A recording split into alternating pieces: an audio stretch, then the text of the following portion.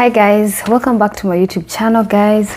Thank you so much guys for being here. Thank you for supporting your girl. So today guys, I'm back with a very interesting video. So this is the question I would ask. Do you want to migrate to Australia? Are you interested to move to Australia, whether as a student or as an immigrant or a skilled worker? This is the channel to watch. This is a channel to follow, because I have very interesting videos coming soon for you guys, whether you want to be a student or you're coming as an skilled immigrant. This is a channel to stick to. So guys, today I want to speak specifically for students. So if you're planning to migrate to Australia as a student, this video is for you, because I have few points to, or I have a point to pass across. So when you're planning to come to Australia, and especially as a student, when you make your applications, the school usually asks you for a statement of purpose. So if you're using an agent, obviously this will be sent to your agent, and the documents are going to be sent to your agent. The communication is going to be through your agent, and then the agent communicates to you. So at one point in time, the school is going to ask for a statement of purpose from you, which is called SOP. SOP. So SOP is basically about you, is basically talking about you. So SOP is a summary of who you are, basically, away from your personality, your study and how you've studied, when you finished, what did you do, what course did you pursue. So it really covers your past, that is your past education, what achievements have you achieved in the past. So I'm going to give us a few pointers on how to write a good SOP.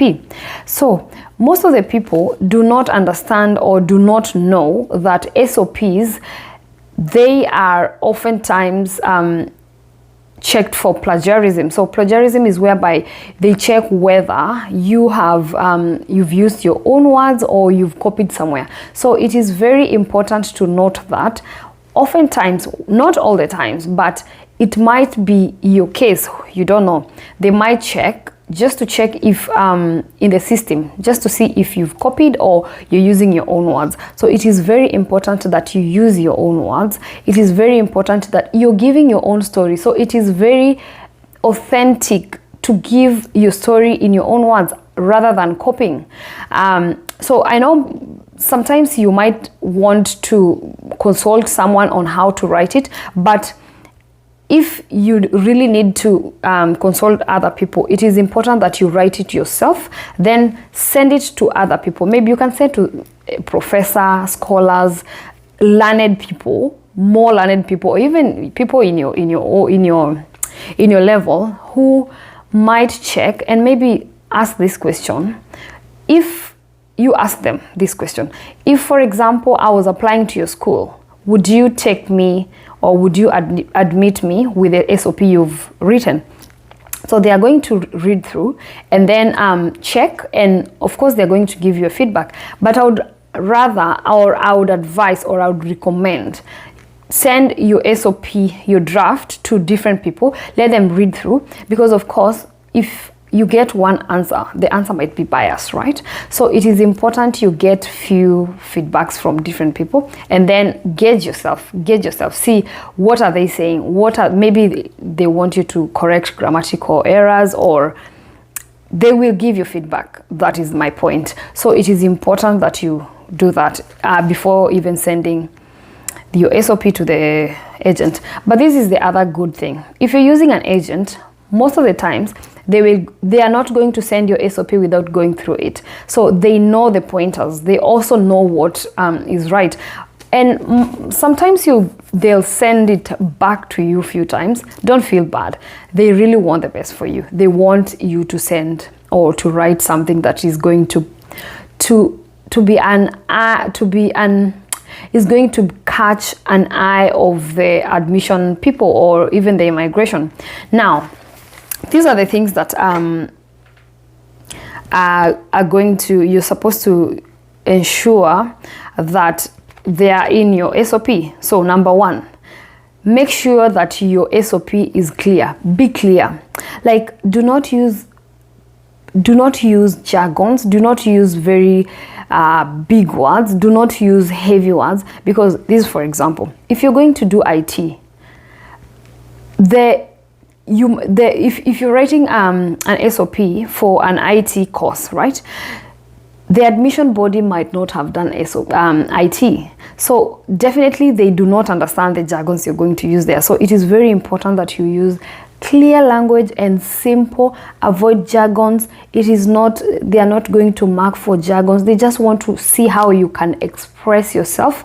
They want to see you expressing yourself in a very clear way, the way they can understand, and convince them that you really want to be in that school, or you really looking forward to be admitted into that program you're applying for. Okay, so I'll just read my notes here. As I've said, with plans to gain quality education and you plan to return back to your country. This is the other point.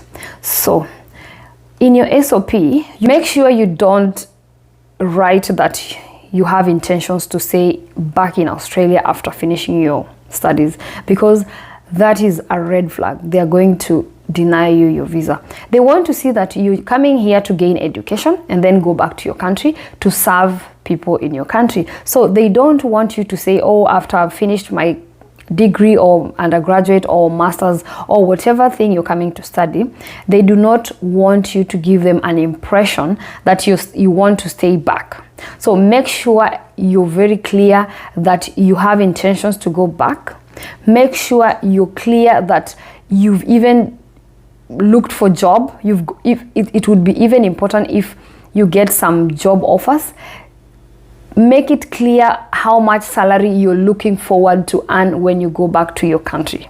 So don't tell them that you're staying here, because that is a red flag. Clearly it's a red flag. So make sure you do that.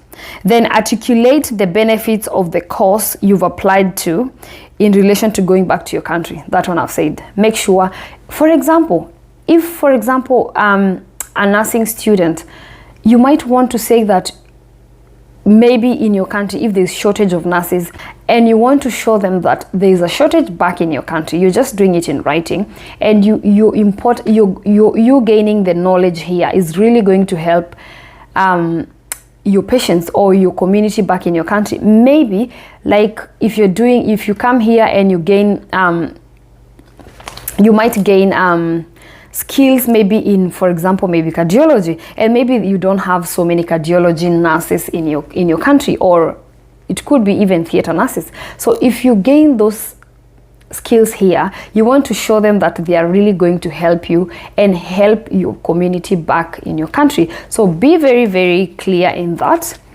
in your SOP. And then you need to justify your knowledge of the college you're going to in Australia and why you chose Australia and not any other countries. This is very important, guys. So you want to show the admission people that you've done your research. For example, if you're coming to Flinders, you want to show them that you know how good Flinders is. You know how good professors, they have good professors. You know how they've produced very important alumni. You want to show them that you've even gone further to even look at their research, how they do their research, how they conduct their research.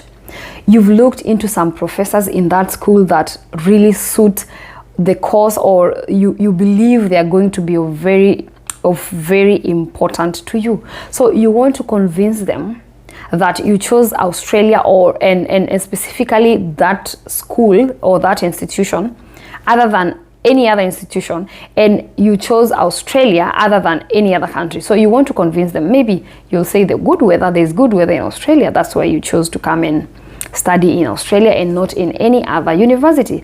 Maybe you chose Flinders because you believe that Flinders is going to have or impact you with the knowledge you need and you require for you to go back and practice in your country and to be of importance to your community or to your to your people. So you need to be very clear, guys. Make sure you've written and you've outlined that you have done your proper research.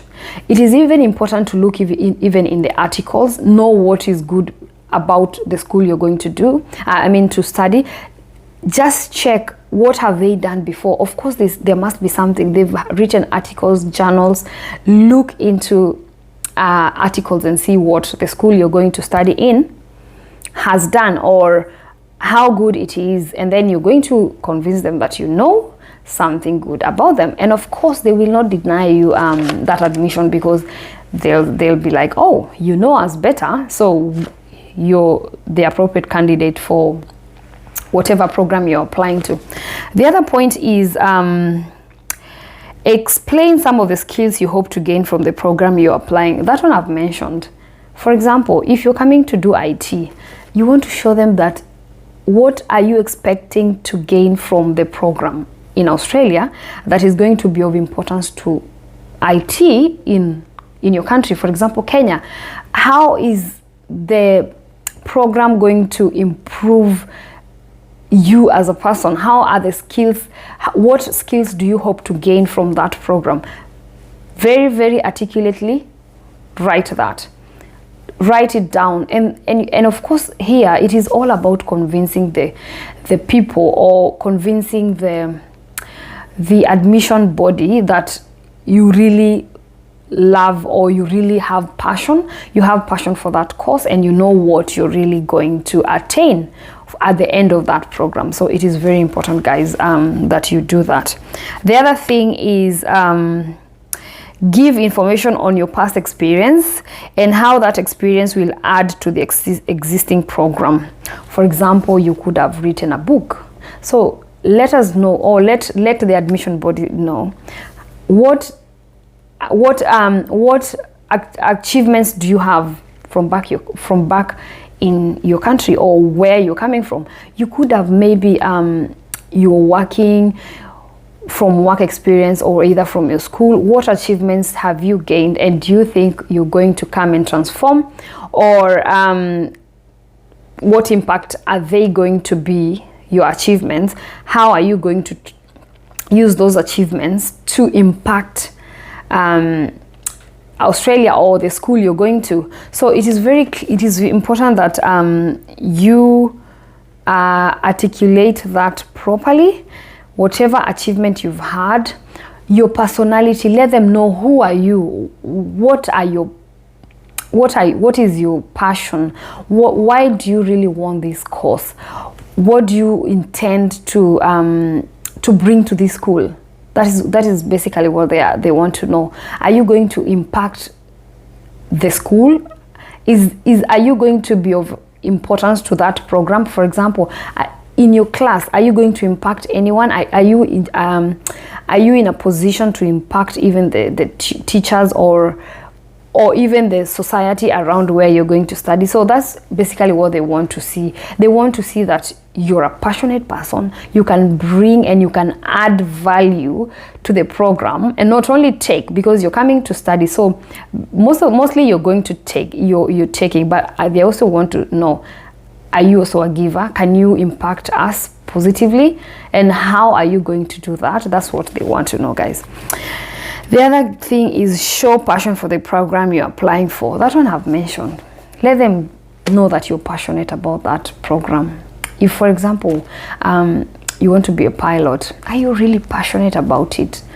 Is it just a career, or why do you want this course?